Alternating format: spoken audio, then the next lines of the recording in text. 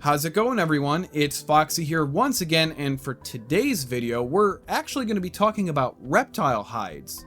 Well, to be more broad, I'm talking about any sort of hide, cave, decoration, whatever the case, that can be used with reptiles, frogs, snakes, animals of that nature.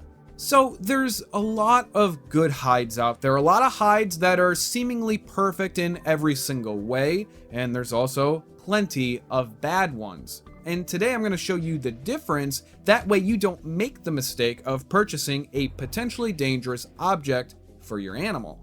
Not only that, but I'll show you a way you could potentially fix the problem, that way the hide or object is perfectly safe to use. Let's start off with a good example. Here we have an extremely common style of hide. It's a log, real wood. You can find these at most pet shops. They come in various different sizes, different types of wood, different materials used, and they even make special ones that you could place in the corner of your tank.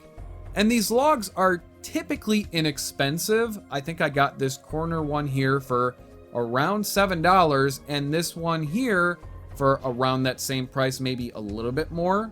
And there's nothing wrong with them other than the fact that there's a little bit more involved with the whole cleaning process. However, it's really not all that complicated. Just boil water in a large pot, put a metal strainer inside, and then place the log on top. Depending on how large the wood is, determines how long you would boil said wood. I do mine for about a half hour, although huge pieces of driftwood, for example, could take up to 2 to 3 hours. Once you're done, you simply take the wood out and allow it to dry completely before you place it back in your tank.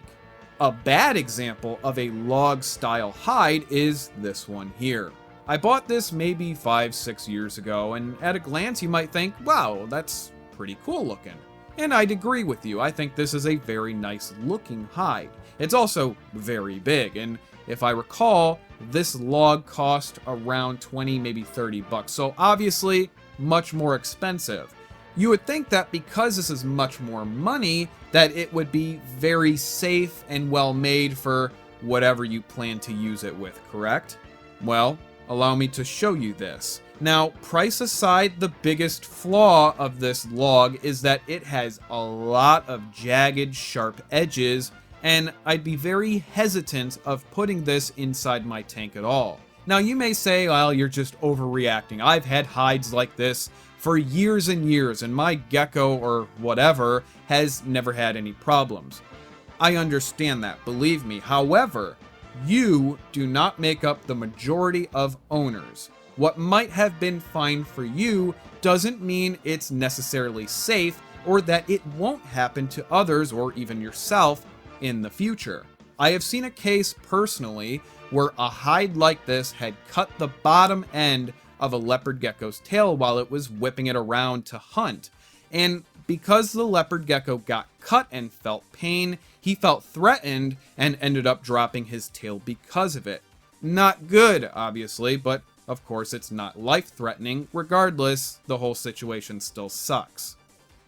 Another hide that may cause a problem or two is this corner one that I got from PetSmart years ago.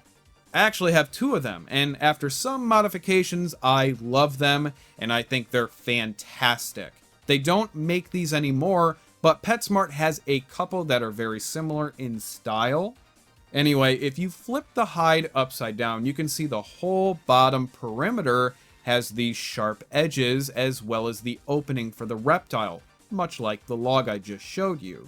Not good, but this can be fixed, and I'll explain how later in this video. An example of an excellent hide would be this cave by ExoTerra. It's not only simple in design, but if you flip it over, there's nothing sharp on it anywhere. The bottom is completely flat, and when you place it on the ground, there's nothing at all that could potentially harm or cut your animal. ExoTerra has these caves in a variety of sizes, and they really aren't that expensive either. Here's a couple super cheap hides I got at some random pet store in Illinois. They aren't exactly pretty, but they do the job perfectly. Great, safe hides do not have to be expensive. One of my personal favorite hides is this Reptishelter by Zoomed. Now this is the medium size and it is absolutely fantastic. Nothing sharp on it whatsoever, nothing that could potentially cause a hazard, and it's multi-purpose. You can use this for egg laying, for a humid hide, or just a typical shelter. There are a few other hides on the market that are very similar in design. This is a hide by Exo Terra called the Gecko Cave, and this one here is the Zilla rock layer. They're very effective in what they are set out to do, and very safe for your animal. Yes, they're a little expensive in some cases, but hey, sometimes you really do pay for what you get, and these are top quality items. Another terrible hide that could cause problems is this forest log type deal from Walmart. I don't necessarily expect the top of this hide to be sharp enough to cut any soft-bellied reptiles or anything like that. It might be a little on the rough side, but if you flip it over, you could very easily see the sharp and pointy edges from the molding process on the bottom, as well as the entryway on the side of the hide. It's hard to tell on camera, but this particular hide has way sharper edges than any of the other hides I've shown so far, and whatever material they used, which I'm assuming is some real low quality resin, well, it's very thin and brittle. I could almost feel this hide crushing in my hands from even the slightest squeeze. Please don't buy this hide. Then again, don't buy most hides from Walmart. I don't trust them at all. It's worth pointing out that even though I'm talking about reptile stuff in specific, this same rule applies if you're buying any decorations for aquariums, because I've seen plenty of decorations have points on them that could damage the fins and even the scales on fish, especially betas, as their long flowing fins are notoriously fragile, and having even something slightly jagged or sharp in a beta tank could cause problems. Yes, you could argue that a lot of these hides, the problem can be easily solved if you are using substrate like sand, because the hide can be pushed down to where the substrate would cover the edges. That's all well and good, although I'll argue that you're more or less masking the problem instead of fixing it, especially if your reptile, like leopard geckos, like to dig every now and then.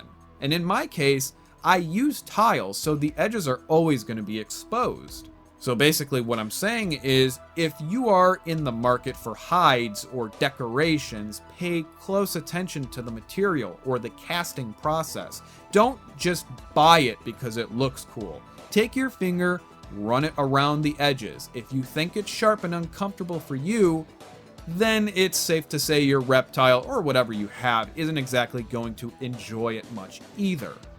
Now, I made the comment that in some cases these sharp edges can be fixed, and that's true. In the case of this corner hide I previously talked about, I fixed it by simply taking a Dremel tool and sanding down the sharp molding on the bottom as well as the sharp edges on the cave, and smoothed it down so it was nice and rounded. If you are skilled with a Dremel tool, it really shouldn't take you any effort or time to do this. I sanded this hide in less than 5 minutes, and it's perfectly safe now, and I am by no means an expert with the Dremel tool whatsoever. Now, say that you don't have a Dremel or don't exactly feel comfortable using one, you can take a fine grit diamond file, maybe even a pad of sandpaper, and simply go over the sharper edges to make them more rounded. It's kind of a pain in the butt to do this, and time consuming as well, especially if you have to get into tight areas. However, it's just as effective, and all things considered, it's a cheaper way to go about it if that matters to you. Once you're done with the sanding process, be sure to clean your hide afterwards, just in case there's no loose debris trapped on the underside of the hide. Definitely not something you want your reptile to accidentally ingest. So what I'm going to do for you all is I'm going to place links to some of the better hides I discussed here in this video in the description below. There's other things I could have talked about, like good versus bad water bowls or even good versus bad substrate, but maybe I'll make a separate video on those topics in the future. And that about wraps up the video for today, everyone. As always, thank you all so much for watching. Take care of yourselves, and I will see you next time.